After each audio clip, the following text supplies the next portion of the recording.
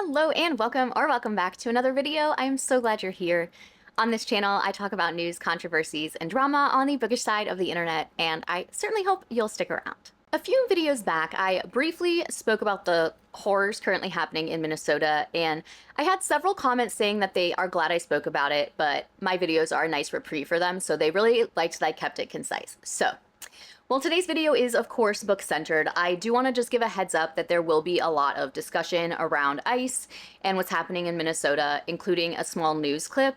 So if that's something you just can't stomach or you don't want to watch, please take care of yourself, skip this video.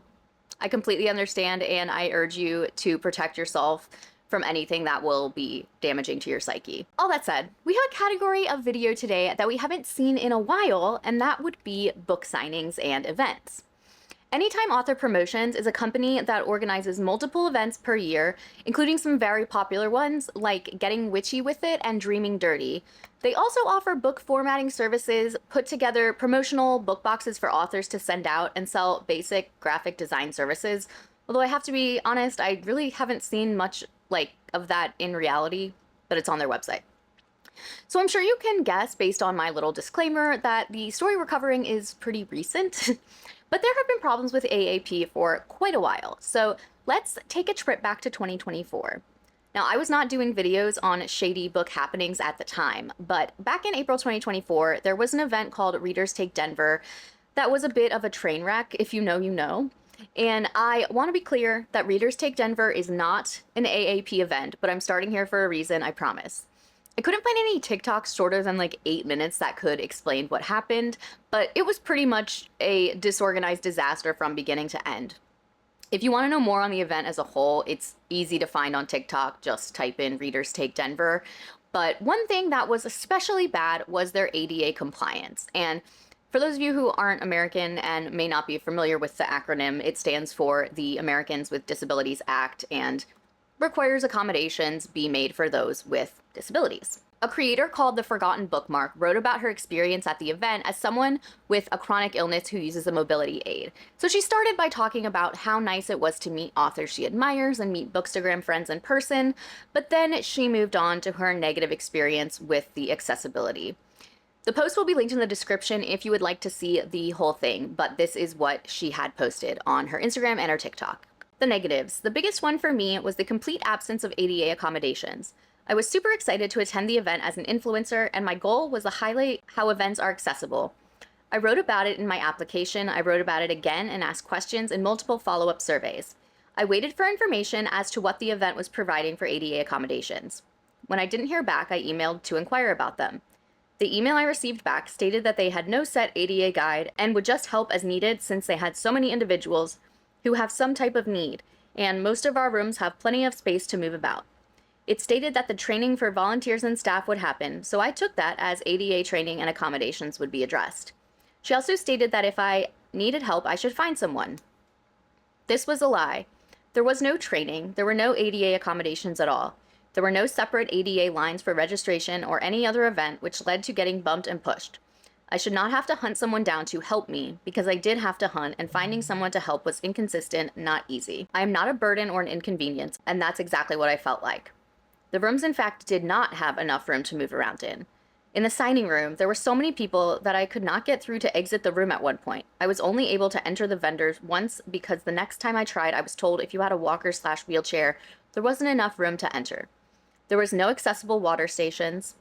I have to take medication throughout the day and wasn't able to refill my water bottle at any time. By the time the signing portion of the days were done, I was physically exhausted and in so much pain that I could not go to any of the night events that I wanted to attend. There was a volunteer, a fellow influencer, and an author who offered assistance, and for that I am so grateful and appreciative. All influencers were asked to return next year, but I definitely will not be attending RTD 2025. So, despite her seeking this information out before the event, she was essentially lied to about what accommodations there would be. Her negative experience at this unaffiliated book signing event, and I want to reiterate that Readers Take Denver is not an AAP event, made folks who may need accommodations be even more proactive in getting event organizers to specify their plans for ADA compliance. Again, this was just kind of a precursor to lay context to what comes next. After all this came out, another author decided to speak about her similar experience while trying to get information about an AAP event. Here we go again. Over the last couple of days, I held on to a lot of guilt for the way attendees, vendors, and fellow authors were treated at the convention this past weekend, referring to Readers Take Denver. I knew I had a responsibility moving forward to ask questions and seek legitimate, solid answers from organizers. Fortunately for me, 2 events for this year reached out to me proactively, and others for next year had already posted that they would be doing everything they could to ensure the safety of their event. The one signing I was most worried about was getting witchy with it in Salem. I was very excited for this event and have talked about it since I got the invite. In fact, I've encouraged other authors to sign up for not only this year, but next year. Now, prior to this week, I had heard small things about previous events hosted by Anytime Author Promotions. Some events run smoother than others, crowds, clerical errors here or there.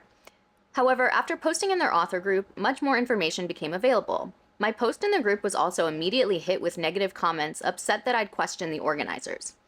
A fellow author, paraphrasing, implied that if you are sensitive, then you should stay home. Honestly, that's another conversation. I chose to give the organizers an opportunity to answer my questions one-on-one via email. After corresponding, it was determined while attendees with disabilities would be allowed to enter the event early, once the signing began, then there would be no crowd control. Instead, they want to fit as many authors and attendees in the room as possible. Considering the size of the aisles, I questioned if once the crowds were in, could those attendees with mobility devices safely navigate the signing room? Also, because I was aware of previous experiences at this event, I asked what changes they had implemented from challenges they faced or feedback provided. This question was not answered. I'd like to note that the organizer did mention reviewing my post in the group and defended the comments made to me, saying they didn't intend to be malicious. Though I was growing frustrated with the responses, I did my best to remain polite and respectful. Ultimately, I decided that GWWI 24 was not an event I felt that every single attendee, regardless of their ambulatory needs, would have the safe and enjoyable experience at. I decided to withdraw my participation, stating that I hoped I could attend this event in the future. Professionally, we had different ideas of a signing, and it should have stayed there and ended there. To see an organizer and the same people who reacted defensively in the comment section posting on Facebook was disappointing. We are not for everyone, she stated, which is odd since she values accepting any author and preaches that there is no favoritism at her events. I will no longer be participating in any event hosted by Anytime Author Promotions. Because both the organizer and a fellow author chose to take this out of the group and private email chain, I'll do the same. Pics in the comments of the email thread and the comments made. So here she posted that we love people who come with receipts, don't we? So she says, hello, I'm reaching out for more information and clarification. Can I get more information on the exact process for ensuring accessibility for those attending with mobility devices, not just the readers with carts, throughout the entire event, considering the crowd levels experienced last year? Can you elaborate on how your volunteers will be utilized? Can you please explain how you monitor lines and direct traffic? Thank you. So these are perfectly reasonable questions to ask, and honestly, things that should be listed on the event website to begin with, in my opinion. I would be happy to answer your questions. Please keep in mind that we've been doing this for several years, and I have a degree in event planning and over 30 book events under my belt. I am not a rookie, and I know what I'm doing. So right off the bat, I read this as pretty dismissive. Someone who has done this over 30 times should probably have a general idea of what questions people are going to have and then put that information directly on the website versus waiting for someone to ask. Secondly, ma'am, no one asked you for your resume. I'll be honest with you, our events are far different than others. We do have many authors, lots of readers to match, and space around tables is less than many other events. We have successful events due to successful turnouts. Less authors means less readers. Fewer authors. I don't know why that's like one of those things that just like grates my ears. Less readers breeds very angry authors. It is a very thin line we have to walk to make everyone happy and still keep the integrity of our company and its mission. We do everything we can to turn away no one. So if the event has so many readers and authors and vendors that there's not much space to move around, perhaps it's time for a bigger venue. The profit margin, sure, will lower a bit, but word travels fast in the indie book community, and ensuring a safe and comfortable environment will get them further in the long run. That's my take anyways.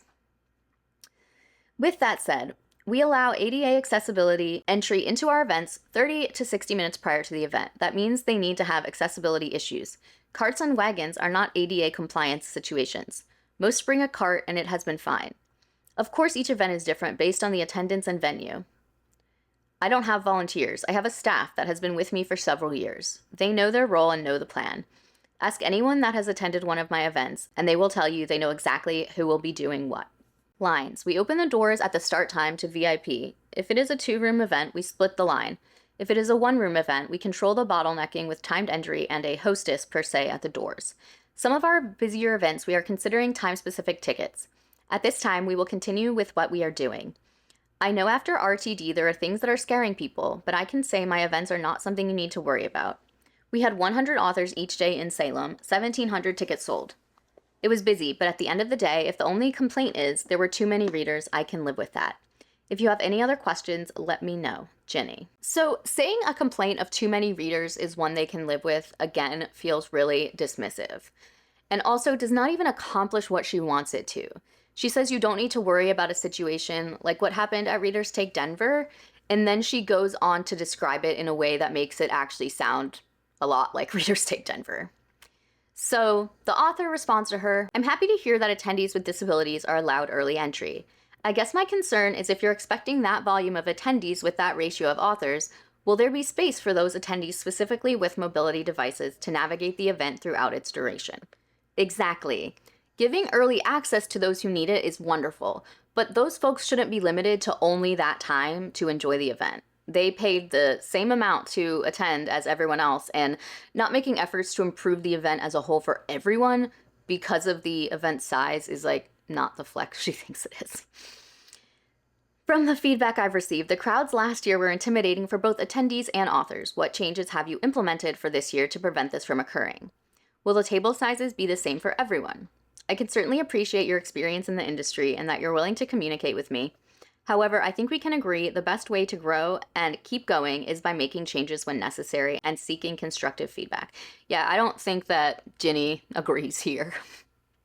So, of course, she replies in the most condescending way possible. We are answering all these questions 100 times a day, so we're creating a document for every event with FAQs. It'll take time to put it all together, but we'll get it posted. We do have many of these answers on the website currently, but we will remove that page and update it with the new information. I do want to start with this. Just minutes ago, I was reading your post in the group. I'm going to be transparent, not meaning to be insensitive at all.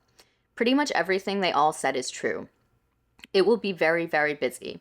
There will be lines, long ones. We try to separate authors that we know draw a larger reader base, but we do not segregate them. They are all part of the general population because they are just people too. There will be crowds. It will be very intimidating if you've never attended a larger show or one of ours in general. It will likely be overwhelming the first time. Many of the authors in your comment section have grown with us as an event company and understand the values and culture AAP is based on, as well as the struggles they have experienced in their tenure. We were built on inclusivity and entry for all. We do everything we can to not turn anyone away. To do so, the tables are closer together and more of them in the room to ensure we allow as many authors as possible, since we are one of the only ones that invite based on sign-up and not popularity. I personally want to apologize that you felt the way you did in the comment section, and I don't believe anyone was trying to be malicious, insensitive, or defensive. Our events are organized and run as smoothly as they can be. There are and always will be hiccups, and we do everything we can to ensure it is not felt at the author or reader level. Human nature isn't controlled, and I won't pretend that it is. So this is a shitty way of putting things. My interpretation of this is that she's basically saying, thanks for the feedback, but we actually don't care. She says their events are organized and run as smoothly as possible, except when someone comes to them saying, actually, this could be a lot better, they haven't made any effort to improve it. I will announce a live feed for questions and answers, as well as reviewing the itinerary and information as to what to expect on the days of the event. This normally occurs about a month before the date. To answer the questions you have here, there is at least 3 feet between table fronts for the readers as ADA requires. In the event we are at occupancy, we wait and let people in as room is available. We did change the ticket types to include early bird entry, which is an extra hour before VIP. This is an option attendees have to avoid the heavy rush. If, and I mean if, we have early setup Friday for Saturday or Saturday for Sunday, yes, the rooms are locked. The venue is easily monitored by the hotel staff because the ballrooms are adjacent to the lobby. We, as the event staff, stay on site during the event, so we are available if there is an issue. We email all of the ticket holders, reminding them of the accessibility entry prior to the event to avoid their sole attendance at the busiest times. Table sizes will vary based on the venue. Last year they had classroom style and full size, even some large rounds. We are at the mercy of the venue, which is why we have a disclaimer on the sign-up form when you express interest that there is a chance of differing table sizes. When there are differing table sizes, we allow the venue to place the tables so there are no favoritism accusations towards AAP. I am not a event planner, but it feels like something that you could actually have say over with the venue. Not that you'd be at the mercy of whatever they decide to give you. Anyways, I don't know. It just feels like if it's a place that does weddings and stuff, you know what size tables you're getting. Feeding rooms. It is a hotel. We have a room for AAP to store our things that would be easily accessible in the event it is needed. I'm sure you'll have more questions, as everyone does. We will address them globally across our events. Once we have put together a document, we'll have it reviewed by our legal team and post it for everyone. Let me know if there's anything unanswered after that. I'm happy to answer any questions that you have. Ginny. I know that I'm now saying this for the third or fourth time, but I can't think of a better word than dismissive to describe this response. Even though she claims she's happy to answer questions, she acts as though she doesn't really care and that the author is being a nuisance for asking these questions. So she replies, "Thank you for following up with me. I understand you must be getting a lot of questions and can only hope that you can be empathetic to the concerns that people have attending an event with a large attendance history. While reading my Facebook post, I hope you had an opportunity to see how I was treated for simply asking questions. I was made to feel a burden and uncomfortable, and honestly, being told I'll see you in Salem after a confrontation with another author/sponsor of multiple events you host was a little frightening. To be frank with you, I've had authors, both friends and strangers, reach out to me since saying they didn't feel comfortable providing honest feedback on my post because of the way I was treated. All of which expressed different concerns for crowd control, being moved around at the last minute with tables that are different sizes, and some other clerical things that I believe could have been one-offs. Additionally, I respect that you do not want to show favoritism for any reason, but at the end of the day, some authors will have more books and more pre-orders than others. Not allowing them more space can and will result in potential safety hazards. I have attended 2 large events as an author and several as a reader. I am equipped to handle them. However, I don't believe any person should ever feel unsafe in any environment. As much as I was looking forward to attending this event, it appears that my readers and other attendees, along with my fellow authors, might be put in situations where they are unable to safely navigate a room. With respect and with hopes that you will reconsider changes based on my feedback and others, I do not believe I can attend Getting Witchy with It 2024. I'm currently signed up for more events with your team through 2026, and it's my sincerest best wishes that you will take this in the manner it's intended to create a safe and fun events for all involved." This is far more diplomatic than I think I could be after being spoken to the way she was. So, of course, Jenny had to make a statement of her own, as is her right, but yikes. I'm gonna do my best to read this through before giving commentary.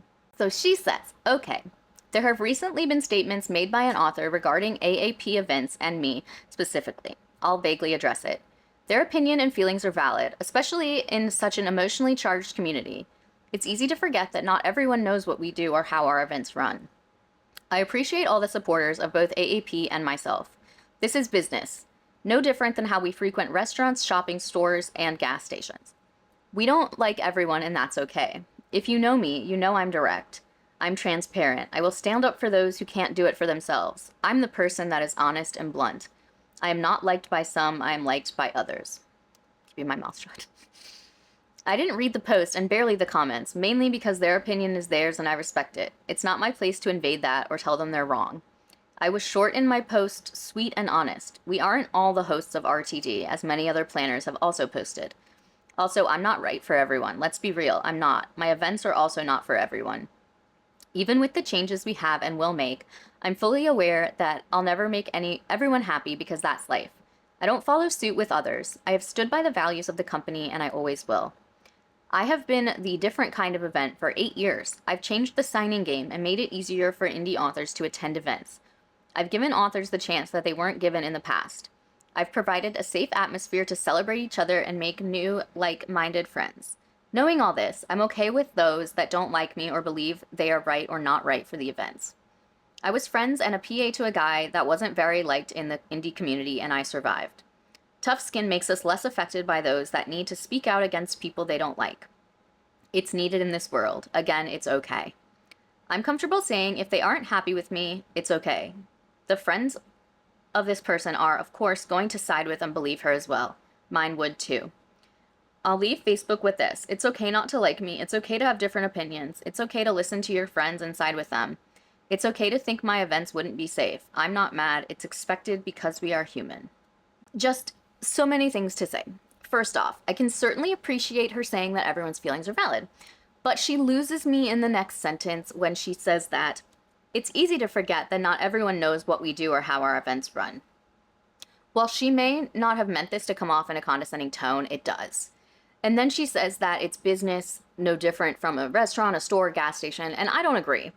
While I've sadly never been able to attend a book signing event, hopefully sometime, I think it's safe to assume that authors and attendees put a lot more research, time, and money into these events than they do into like where to go for dinner or get gas. So yes, it is a business, but I think this way of putting it minimizes what these events mean to those who participate in them. She goes on to say, I've provided a safe atmosphere to celebrate each other and make new like-minded friends. That may be true for some, but this post was triggered by someone explicitly saying they did not feel safe. So I don't know if this comes across like she thinks it does. While overall her post is simply saying that in life, not everyone's gonna like you and that's okay, but it reads as, say it with me, dismissive to those who raise concerns. Basically, I'm going to do the bare minimum to make this accessible, and if you don't like that, you don't have to come, and I don't really care if you don't come in the future because this is how my events are run. Again, this is my interpretation. So I got these screenshots from someone else's post, but I did go back and find the post on her page, and nearly every single comment, was in support of her and the way she runs events. I was able to find a few more TikToks and Threads posts from the past few years from folks just discussing that they will no longer be participating in AAP events for whatever reason, but there wasn't enough like solid like proof from multiple sources that I wanted to include here just because I don't want to say something that's like I'm not 100% sure on. The only reason I even bring that up is to say that this author's experience is not an isolated incident. Other people have spoken about it, and I just personally don't want to say anything if I don't have hard facts. Anyways, on to the current situation. Virginia recorded a 40-minute video. Her name's Virginia. I might call her Ginny because she goes by both. She recorded a 40-minute video while driving, my dad, on the current events in Minneapolis. This was exposed on like around February 11th. I'm not 100% sure on the date that it was posted because it was like recorded and, you know, it's of course deleted now, but it was right around there. So it's super long. I'm not going to play all of it. And a lot of what she's saying is just her repeating the same stuff over and over, but let's watch it. I will put the Google Drive link to the full video if you want to watch it in its entirety, which personally can't recommend it, but if that's something you care to see, that's where it'll be. Okay, so I had been putting off, I guess, talking about this for a long time, and it's not even political. Okay, so this is not Everything's political. Carry on. a political post. This has now become like a public announcement that I have run into based on having traveled now out of Minnesota. So if I lose you guys, I'm sorry because I'm traveling south right now. But as many of you know, I'm from the Twin Cities. Okay, I grew up in St. Paul. I live in a suburb of Minneapolis, which is, and when I say a suburb, I mean like I live in Minneapolis. We'll come back to where she actually lives in a bit. I can see Minneapolis. I drive through Minneapolis daily. I am in Minneapolis. I'm in St. Paul every single day. This is not something that is distant to me. This is not like I'm not talking about something that I don't see or that I live in some distant, remote part of Minnesota. Okay, that's not where I'm coming from. I spend my days traveling all over the Twin Cities. This is part of my job, my work. These are things that I do. I want you guys to know that this is coming from a personal place, not a political place. Personal place, not a political place. Got it. I had actually just spent last weekend in Kansas City, and I had a great time. It was amazing. It was wonderful. It was a book event. It was great. Amazing people. We traveled. We went to restaurants. We went places. I probably spent more time talking about Minneapolis to people than I've ever had to do before in my life. Now, mind you, I'm about to go up and down hills here, so work with me. Not that I don't love Minneapolis or St. Paul. I would never live anywhere else, honestly. I've traveled to places and I can't imagine me going anywhere. But here's the deal. I was just reading through some more posts like I always do. I this morning going through some things, looking at comments. And man, oh man, I don't know what to tell you guys, but I'm going to tell you something. Living in the heat of what has become a nationwide popularity contest for who can live in the worst possible cities being run down by, we're going to say, ICE, and all of the horrible things that are happening in the United States right now.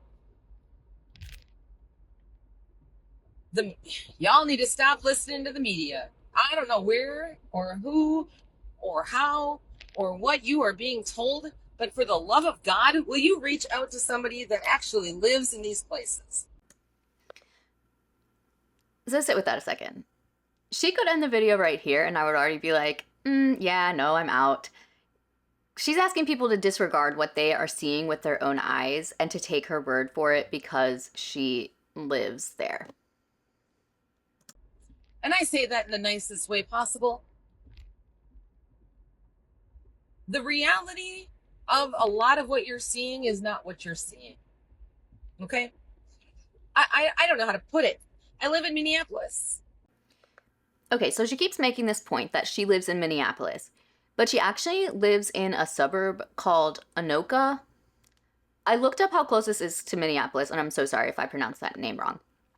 And obviously I have no idea where she lives within Anoka, but let's say it's 20 miles from downtown Minneapolis.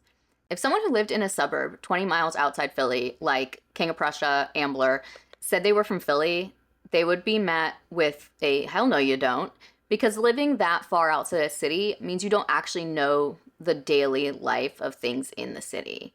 She's decided that she's an expert on this because she lives in a nearby suburb. I understand she lives in the Minneapolis metro area, but that's not living in Minneapolis. And that's not where she lives, is not where things are happening anyways. So she doesn't really seem to understand that's why people aren't necessarily wanting to take her at her word for that. Anyways, continuing. I work in downtown St. Paul. We travel these roads, guys. There's several roads that connect us. Like, these are freeways everywhere. It is not what you see on the news. It's not what you see on the internet.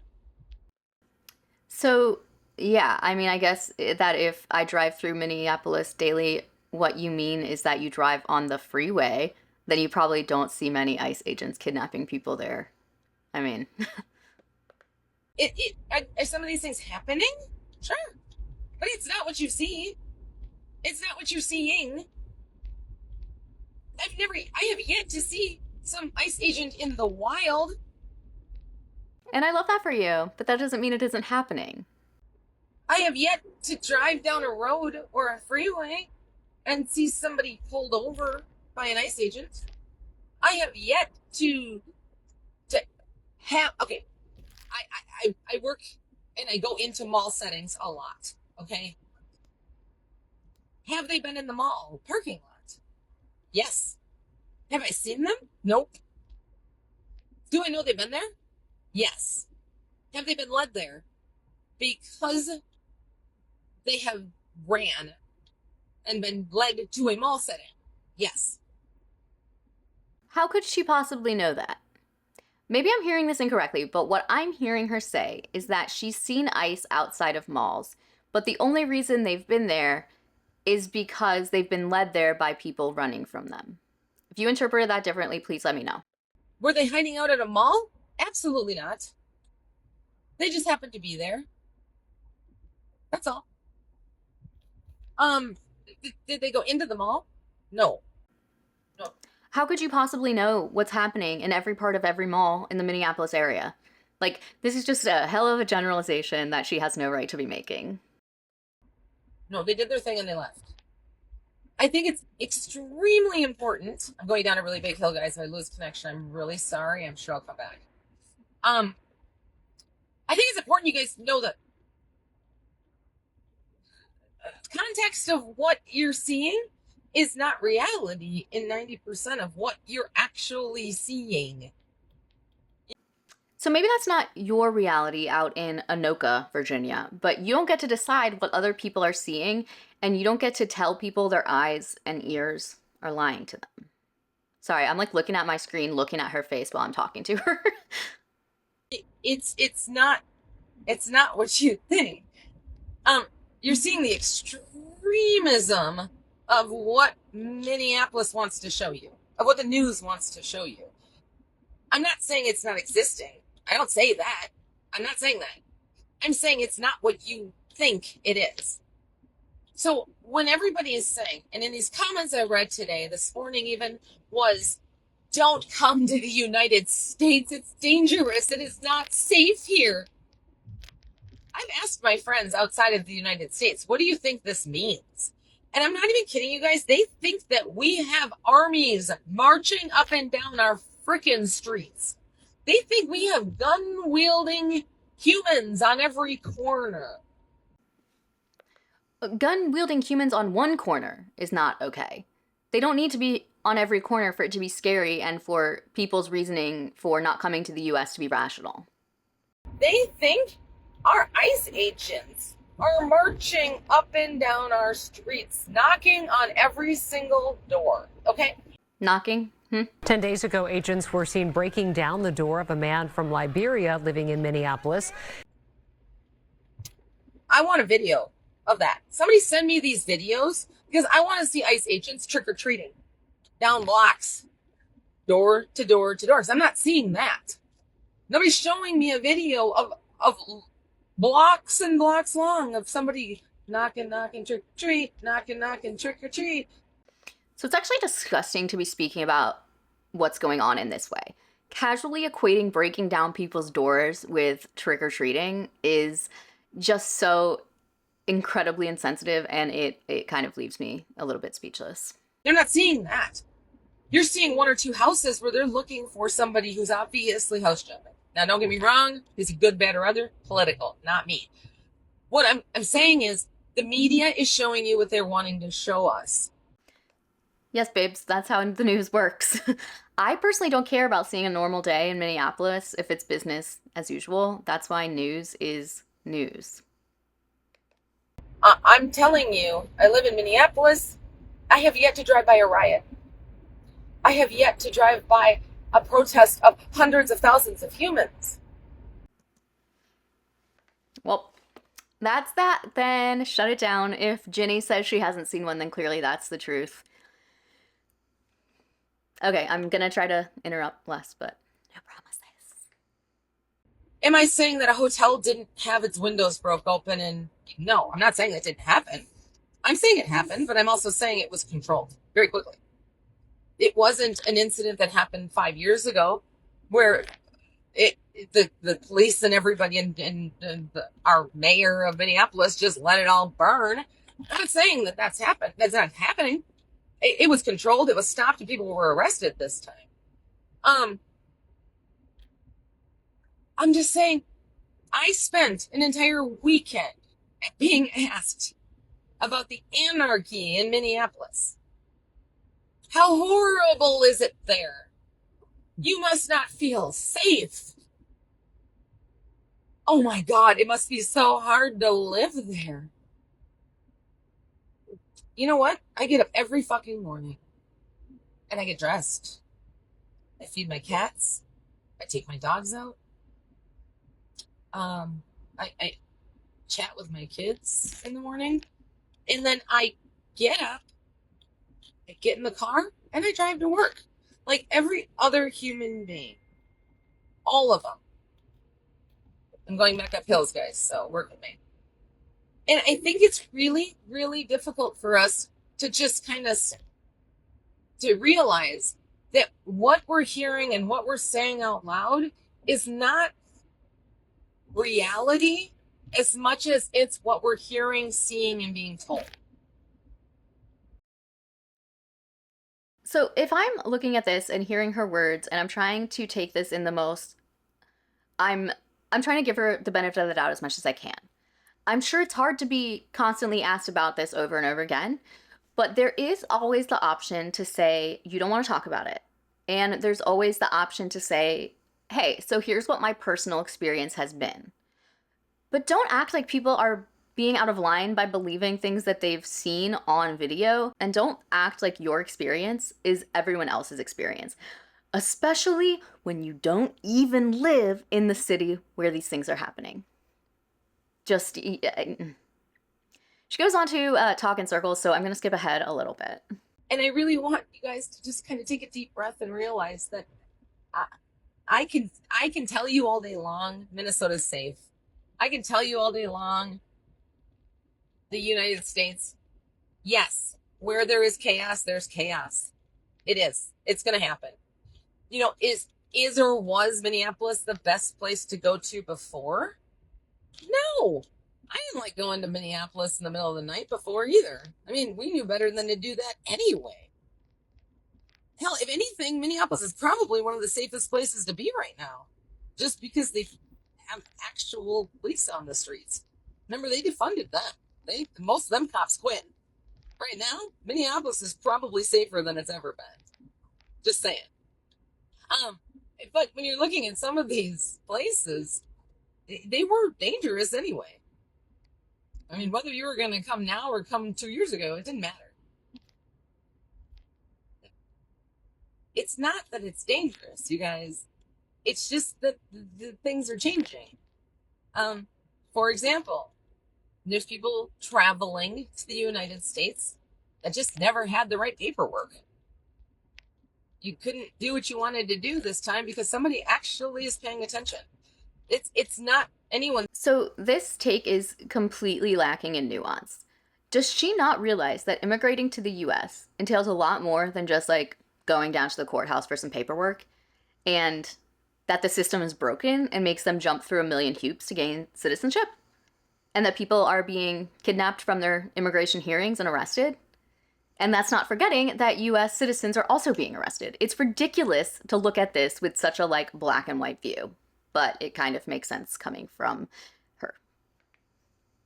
Fault other than we just needed to have the right paperwork. We have to start thinking outside the box. You know, the perfect example was, somebody came and they were turned around by border control. I listened to the whole story about how poor this and poor that. Well, one of my friends, Bianca, you guys, lives in the Netherlands. Her and I have already discussed what an Estes means and what is that going to do and how does that different from what you actually need if you're going to sell books here and things like that. That doesn't cover it. You have to be able to pay for something that you need to make sure you're paying taxes to the United States if you're selling something in the United States. Everybody knows this. I hesitate to name an actual dollar amount as I'm not trying to give out information I'm not absolutely sure of, but it's really easy to find out that undocumented people in the US pay billions every year in taxes. I checked a few articles and I couldn't find a precise number, and I couldn't find one that was from like a source that didn't seem to have a political leaning, but I will link the one that I found the most reliable in the description. One piece of paperwork isn't going to take care of everything. So if you don't have the right paperwork, of course you're going to have things happen. It's not anyone's fault but our own for not doing the right. They're just doing it right. We got lucky is basically what happened. We got lucky for several years by people just overlooking that thing, but now people are looking at it a little differently. It is what it is.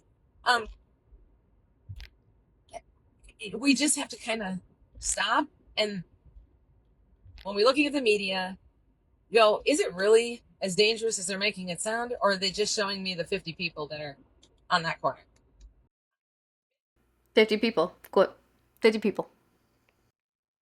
Minneapolis is not a horrible place to be. Minnesota is not burning from Canada to Iowa. I walk my streets at night. So, fun fact, about 5 minutes earlier, she said she wouldn't want to walk around at night, and Minneapolis isn't more dangerous right now than it would be normally. And now she's saying she does walk around at night.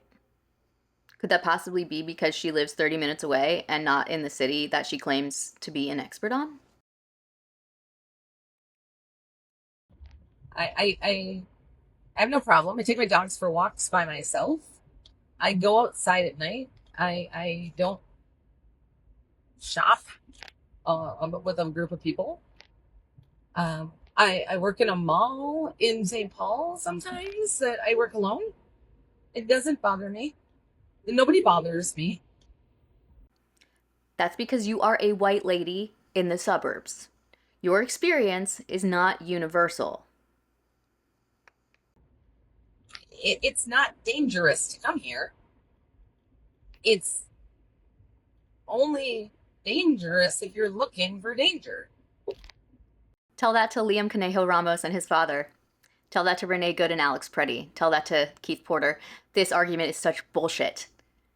Okay, I have to skip ahead again because I can't. We ran into this a few years ago. Yannicka was coming here for, I think it was a Salem event or something. And she's like, no, we can't come there. It's awful. It's horrible. Everybody is, all of this. And I'm like, where the hell are you getting that from? So yeah, a few years ago, we actually had a different president, if you will recall that. Well, that's what she was being told. No. Trust me, you're going to be fine. And she got here and she says, look, I trust you. I'm going to come because you said I trust you. And guess what? Everything was fine. She didn't see a single army person. She didn't see a single AR standing on a corner. So, first of all, this is anecdotal. Second of all, Salem has a population of less than 50,000 according to the 2020 census, of which 68% is white. So yeah, I'm not sure that's where ICE would be spending their time anyways. But that's what everybody was thinking. Oh, look, she just popped on here. Good evening, Yannicka. And so I just really, it has been eating at me for a long time to get on here and just kind of say this stuff anyway. And after spending the weekend in Kansas City and being asked about it, I just had to finally say, and reading comments this morning on another post, I was just like, why are we discouraging people just visiting? They're not coming, they're trying to come and do whatever it is we're trying to stop here. You're just coming to visit. You can come visit all day long. People do all the time. Both my brother-in-laws are from Wales and London. They come and go all the time. They do. I can't wait to see you in September. And I know where you're coming from. We have people from Canada that come down here all the time. And we go to Canada all the time. I'm in Minnesota. We're basically southern Canada. Hell, I think at one point even Trump was like, y'all can have Minnesota. We wouldn't have even cared. Like, we're already part of Canada. We know this. Like, okay. I don't even know why Canada and the United States do anything differently. We're already pretty much the same. Most of us down here wish we were doing things the way they do up there. Let's be real. At the end of the day, it's not that bad, guys. It really isn't. You come, you go. It is not dangerous to come to the United States. It's dangerous to come to the United States if you're going to come without all the right paperwork. You want to come here without a passport? Yeah, you might be stopped. You want to come here to do business you shouldn't be doing? Yeah, somebody's probably going to stop you. We aren't talking about being stopped, though, are we? We're talking about people being pulled out of their homes, many of which ICE has no warrant to enter, being brutalized and being detained. She can't seriously think that that's a reasonable response to not having the correct paperwork. I mean, If you're coming to visit because it's going to be a good time and you wanted to just come and visit, come visit. That's all. I don't know why we plant fear in people that just want to come and tourist. Like, come and see us. We're not, I don't know. Ask somebody that actually lives here, that has a head on their shoulders. Like, I live in Minneapolis, guys. Ask me about it. I travel there. Ask me about it. You want me to drive somewhere to go check on something for you? I will. Want me to walk there? Totally will. Doesn't bother me at all. And I don't carry. And I'm not a gun holder. I don't have a permit. I don't believe in guns myself because I was shot with a BB gun by my ex-husband. Not in a bad way. It was not anything threatening, but I was shot with a BB gun. It is still in my leg. But I'm just saying, like, I'm not a fan of guns. I never have been. I just don't, it is what it is. I'll do whatever if you guys want me to go look somewhere, I will. If you want me to take a camera with me, I don't care. I'm just telling you, the media will always make it look much worse than it is. And especially now. Especially now.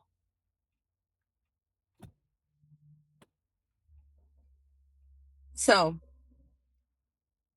I don't know. If you guys have questions, my DMs are open. You can ask me anything. Like I said, not political. This is not political. There's no red, blue, green, yellow, white, independent, green party, blue party, yellow party. That's not what this is anything about. This is just about reality. Reality. And I'm always saying something because I can't believe that I just spent, what, 3.5 days trying to convince people in a state, two states down from me, that we're just fine. Everything's fine. We still have people that live here. So I'm going to leave you guys with that because I think I said enough. spoiler alert, there are still 17 minutes left of this video, but I'm gonna keep skipping ahead, don't worry. If you've seen enough, I will put like a timestamp so you can just like jump to the end of this video because I still have about like 5-6 minutes left, but that I'm gonna show you, but I understand if you don't want to see anymore. There's nothing to be afraid of. Eden lives near Detroit. She's saying the same thing. Like, we live in areas, you guys, that are being talked about as being the most awful, horrible places to go. They were places people got killed all the time before this. I mean, So are they perfectly safe to visit, or do people get killed all the time? Like, she just doesn't know what she wants to portray here. I'm pretty sure that we have less murders right now in Murderapolis than we had last year. Okay, Jenny, it's actually February, so we're only 2 months into this year, but carry on. I mean, just saying. So I'd encourage you guys to just stop with the media. I mean, I've stopped watching most of the news anyway. And when I do, it's mainly because I'm like, oh my God, what have they made up about us now?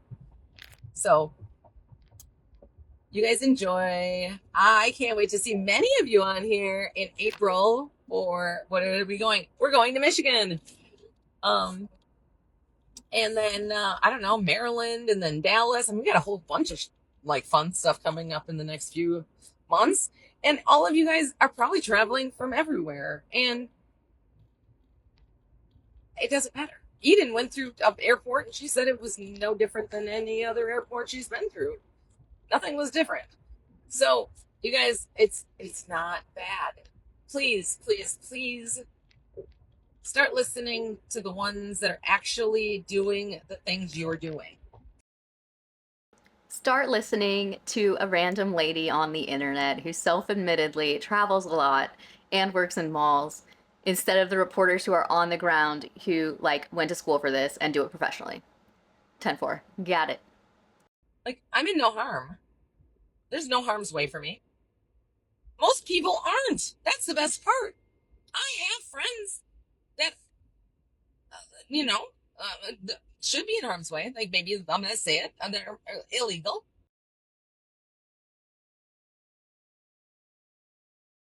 That should be in harm's way, and they're not. They know that. They haven't committed violent crimes, and they're not the ones that are in harm's way per se, okay? So what it sounds like she's saying is that only violent criminals are in harm's way. Like, that is what she just said, and that is patently false. That's the only political thing I'm going with here, because it's all about ICE and the damage that ICE is creating. Again, I don't see ICE in the wild. It's not, I've probably seen, I would probably be at better odds of finding a gorilla in Minnesota right now. Like, watching for random coyotes. That I'd probably find. Maybe. I mean, maybe. An elk? A bison, maybe? I don't know. I don't even think I found one of them in the wild before either. So it's one of those moments where you're just like, okay. But it's the way it can be perceived. And I am a big person on perception is reality. And so if somebody can make something look a way that you perceive it that way, it becomes your reality. Do I still have my suitcases in my car from kind of? Yes. Yes. Fine. Yes. I do have, those are my tablecloths. And then I've got my registration suitcase. And then I've got, I don't even know what's in that one. Oh, my Cricut stuff is still in the car. Anyway. All right, you guys, I love all of you, regardless of your opinion or your political stance. It doesn't matter to me. You're still the human beings that I got to know and love, and you're still the friends that I made, and I don't care. And if you have an opinion I don't have, you know what? That's okay. I'm just sharing the fact that, please, USA is not a bad place to be. The United States is not this horrible burning disaster. You know, our president is making decisions that he's making, and it is what it is. Is it affecting all of us right now? No. So it's absolutely laughable how out of touch she is. And then she has the audacity to say that we shouldn't believe what we see on the news. Her saying the decisions being made by the US government aren't affecting all of us right now means that she thinks she's like untouchable, and it's going to be very sad when she realizes that that's just not true. Is it a lot of talk and a lot of just words? Yeah. Is he handling it the way any other president has ever said things? No. Is he saying things the way a president should be saying things? No. But telling me that is like saying, like, hey, Jenny, you own 2 businesses. You shouldn't say that. No, I know that. But guess what? I'm gonna. Because I'm gonna. Yes, I know I shouldn't, but I did, and I'm gonna. So, yes, are there some things that are happening in the United States that make you question, like, maybe that was wrong of them? Yeah, but a lot of times it has to do with him opening his mouth. That's all. So my perception of what she's saying here is that she's not necessarily opposed to the things he says, just how he says them. And again, that's my interpretation of her comments. I'm not trying to put words in her mouth, but that's the impression she's leaving me with. And, but the stuff you're seeing out there right now about the United States being horrible and dangerous and don't come here, and it's not a good idea to be in this place. I don't know why. Nothing's happening to me. And this is the quote that just sums it all up. Could have just saved ourselves 20 minutes if she would just said it earlier. It's not happening to me. So I'm going to stop her video right there. It continues on, but it's just more of the same, and I probably don't need to explain why her comments made people upset. She's just completely invalidated anyone's experience that doesn't match hers, and asking people to ignore things they've seen with their own eyes, and really doesn't even approach this entire conversation with any sort of acknowledgement that maybe her reality is not everyone's. So once this video started making the rounds and people started dropping out of her events, she posted a long, boring apology that's shockingly not even really an apology. So I went back and forth on whether I would post this or not. I decided that I would, not to change anyone's mind, but to actually state my stance on everything that is being said about me, on what my beliefs are. I'll start with, I apologize that my post was hurtful to many and was viewed as hateful and supportive of a nightmare initiative that I absolutely do not agree with. I'm sorry that it came across as insensitive or underplayed. My intentions were in the right place, but the message was received completely wrong. I accept that I definitely could have delivered that differently. My lack of emotion towards the situations that have occurred was not to take away from the importance of the seriousness that has happened on our streets. The sad part in all this is that only 2 people actually reached out and asked me what I believe in and what I do or don't support. Only 2. Either they knew me and knew I wasn't what everyone accused me of, or they didn't know me and believed what they wanted to hear without gaining actual facts. I do in fact live in Minnesota. My first-hand account is what I've experienced as a citizen of Minneapolis. Show me your driver's license. Does it say Minneapolis on it? I know there were an abundance of officers sent to Minnesota to conduct an operation that was far from what I believe in. I do not support ICE initiatives to harass, injure, and attack citizens based on their appearance, ethnicity, or color of their skin. I do not agree with tactics they use to gain trust from the communities to apprehend anyone.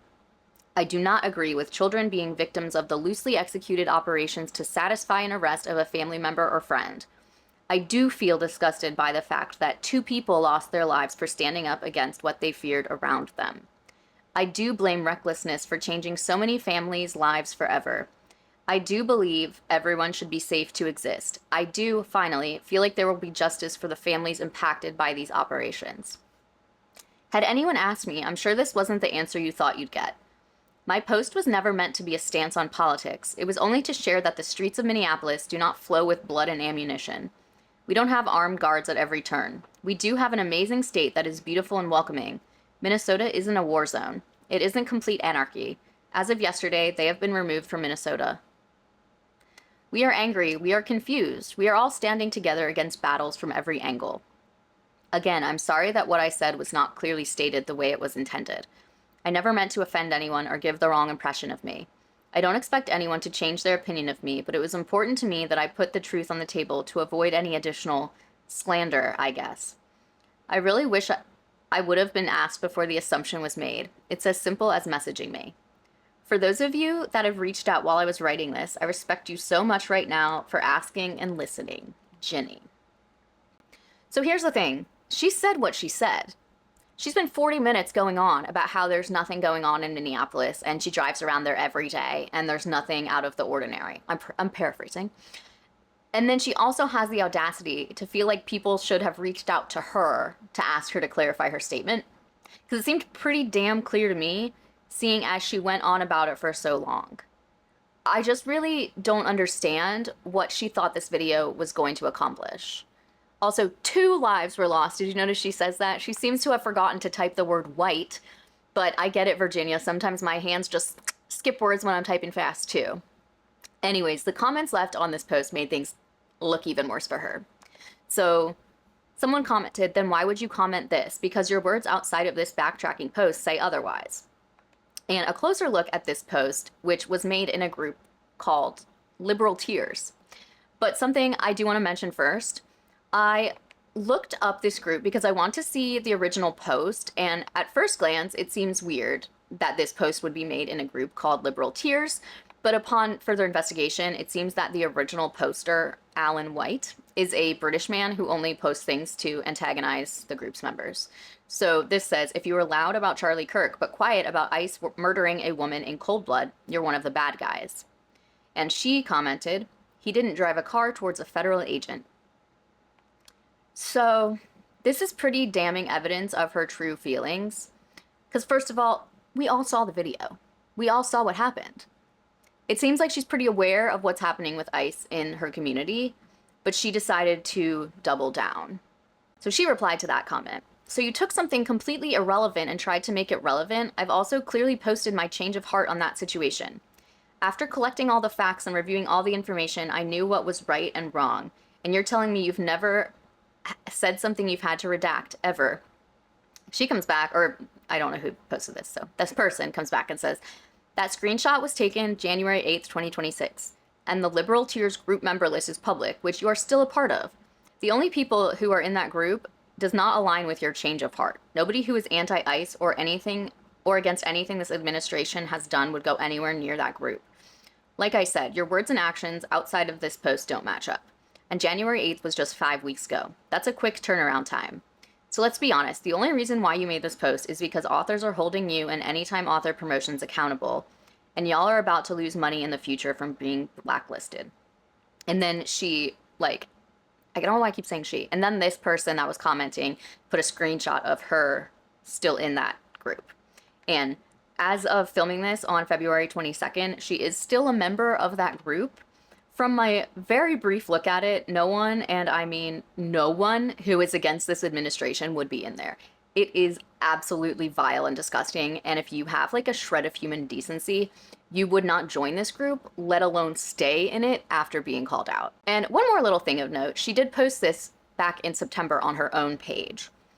Charlie Kirk fan or not, don't support the hate, just don't do it. Right or wrong, the things you believe in and stand up could very well be your last stance.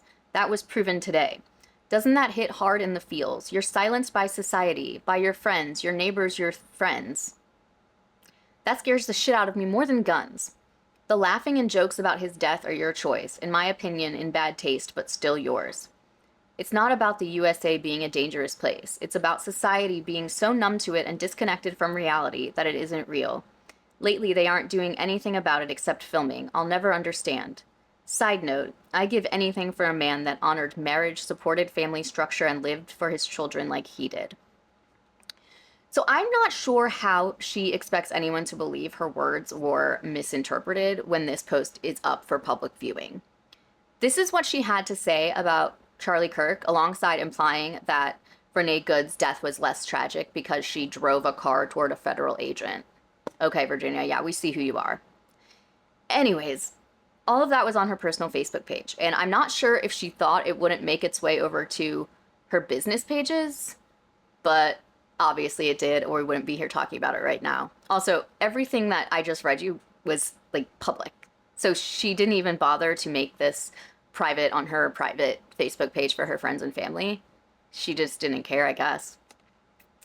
So she did end up addressing it on the Anytime Author Promotions Instagram and Facebook. So this is what she posted in this font that is barely legible.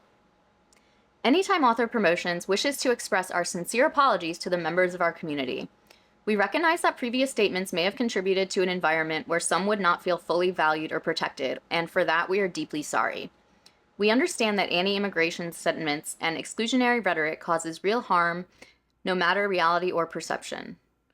We want to be clear, Anytime Author Promotions stands firmly against such views. We recognize that the courage, talent, and diverse perspectives of immigrants and their families are the heartbeat of our success and the foundation of our community's future. We remain committed to fostering an environment of inclusion. We reject any sentiment that seeks to divide us based on national origin, instead celebrate the diversity that makes our community resilient, vibrant, and strong.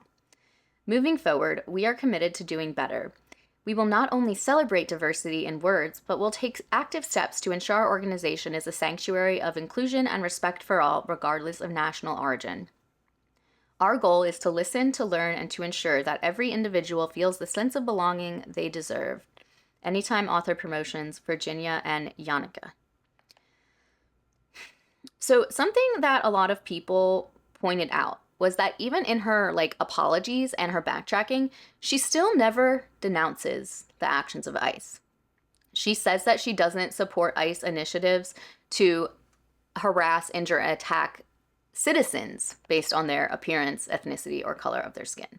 Citizens. She does not agree with tactics that they use to gain trust from communities to apprehend anyone. She does not agree with children being victims of loosely executed operations to satisfy an arrest of a family member or friend. She goes on, and yet nowhere in there is she willing to say that she doesn't support ICE, full stop.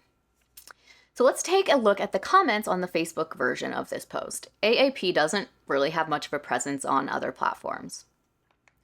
So We have. Do authors who no longer feel your events are safe spaces based on the actions of Virginia have the option to have their table fees refunded? And again, this is on their Facebook page, but like it's most likely Virginia the one that's answering the questions. Could be one of her employees. I'm not positive, but like it's not a big team. At no point has any of our events been unsafe for anyone. I've hosted 40 events with 0 issues and will continue to host safe events free of discrimination and political hatred. Voluntary withdrawal is a personal choice authors are welcome to make based on their personal decisions.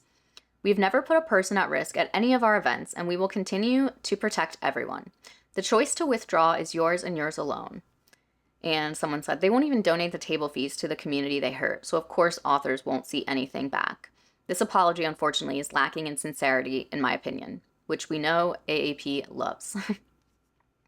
Someone else says, can you also please attempt to clarify the comments on the screenshots making the rounds on threads of Virginia's membership and comments about Renee Good on the Liberal Tears Facebook page? And they said, yes, we'll be addressing this, especially since it's missing context. When? And someone else says, what's missing context? And literally just posts that whole thing. The rest of the conversation I was defending. Yeah, so obviously it's her answering this. Let's see the full screenshots then. I would love to have the context and explanation of why you're a member of a Facebook group called Liberal Tears. They say that's actually the other way around legally. The accuser needs to prove the burden of doubt. And they, is this a court of law? And so this person replies, that response just shows they aren't sorry. Virginia is pro-ICE, clearly, and these events are not safe. This person comes back and says, look, I don't have a dog in this fight, but this is simple enough to research. I don't know who your attorney is, but if they told you that the accuser needs to prove truth, you may want to check into getting a new one. In a libel case, the burden of proof generally lies with the plaintiff, the person claiming they were defamed. The plaintiff must prove that the defendant published a false defamatory statement of fact to a third party that caused harm to their reputation. And this guy says, screenshots are fair ask if your argument is that there is missing context and the larger conversation absolves you. And there's literally no context to justify that, by the way. All it really takes is one look through author threads and you will see author after author announcing their withdrawal from AAP events. I've officially pulled from all remaining Anytime Author event promotions events. What's upsetting is about how I've raved about their events in the past, but I cannot look past recent comments made. Then we have this one. For the safety of all my readers, my family, and myself, I have withdrawn from all Anytime Author promotions events. If you see my name on events, it's because they haven't updated graphics. I will not be at the event. This one says, my mother is an immigrant, as is much of my family, including my husband. I've withdrawn from the 2 AAP events I had committed to. Here's the email I just sent. And it says, hello, event organizers. Due to an event organizer's recent video voicing her anti-immigrant stance, I'm being forced to withdraw as a signing author of Books and Chocolate in October 2026 and Flirty in Kansas in February 2027. As a proud Latina and daughter of an immigrant mother, I cannot support AAP as I do not feel safe attending an event where immigrants are not supported. Please consider this my formal notice of withdrawal and demand for a refund of all funds paid due to AAP's anti-immigrant position. These kinds of things like really need to have like a morality clause. I feel like that would clear up so much of this sort of, trying to get their money back. Anyways, they replied to her, we confirm your voluntary withdrawal from these events. We will update our graphics and marketing ASAP. We will not be issuing refunds for 2 reasons. You acknowledged 3 times before being accepted that you understood the deposit and fees were non-refundable unless the organizer cancels the event. Your choice to not attend is your choice to be made and is made voluntarily. The anti-immigration view you claim as a reason is an untrue comment that is currently being handled by the legal team for defamation/slander. Okay, I'm sorry. It's just like, okay, good luck. Virginia's stance on immigration has been made public, and I'm quite sure it agrees with yours. AAP mirrors Virginia's, and our stance firmly stands against the operations that have been ordered past and present. Her comment was a literal view of the streets, as in literally looking down the street, explaining the lack of soldiers on every corner and the military marching down our streets day in and day out. There was never anything said in the video regarding a negative political view on immigration and her opinion on it. Maybe actually ask Virginia instead of what others are saying or cherry picking. You might be surprised. We do apologize that the comments made were unclear to many. It is their fault. The fees will fund authors that are financially unable to attend events and are local to the area or donated locally within the community. PayPal has already agreed with our attorney and AAP, and we will continue to move forward. Again, we're sorry to see you go, but we accept your voluntary withdrawal. Have a great weekend. So, like, while I personally think it would be a gesture of goodwill, and if you're actually sorry, to refund those people who asked, I understand the authors agreed to a non-refundable fee. That said, this combative and unprofessional response is doing absolutely nothing to rehab the company's image. As far as the cherry-picking claim, I mean, the full video is linked in the description. If there's any doubt anywhere, if you have any doubt that I've like edited it to make it look bad, I encourage you to check out the entire 40-minute diatribe. So, for as many scammers, liars, problematic people in the book community, there are 100 times more who are willing to stand up for what is right and to help others out when unfortunate things like this happen. So an amazing author, Chrissy Nicole Books, put together a spreadsheet of authors that pulled out of AAP events and then, of course, lost money.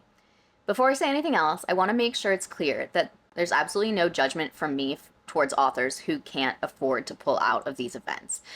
I know that's a terrible position to be put in, and I just want anyone watching to recognize that it's a privilege to be able to walk away from something that you've invested hundreds, possibly thousands of dollars into.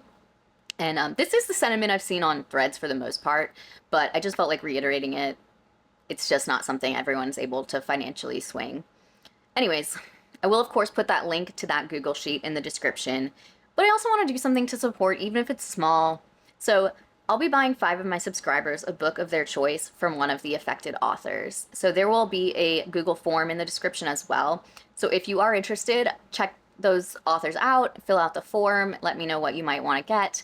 Like I said, I know it isn't much, but it's something, and it's the least I can do after how much support this community has given me in this past week, full of highs and lows.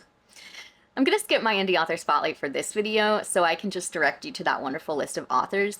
But if you would like to be featured in a future video, make sure to check out the other form down in my description. Thank you guys so much for watching. If you liked this video, please give it a thumbs up. If you haven't subscribed, I would love it if you would. Check out my Bindery page if you'd like to support me over there, and I will see you in the next one. Bye.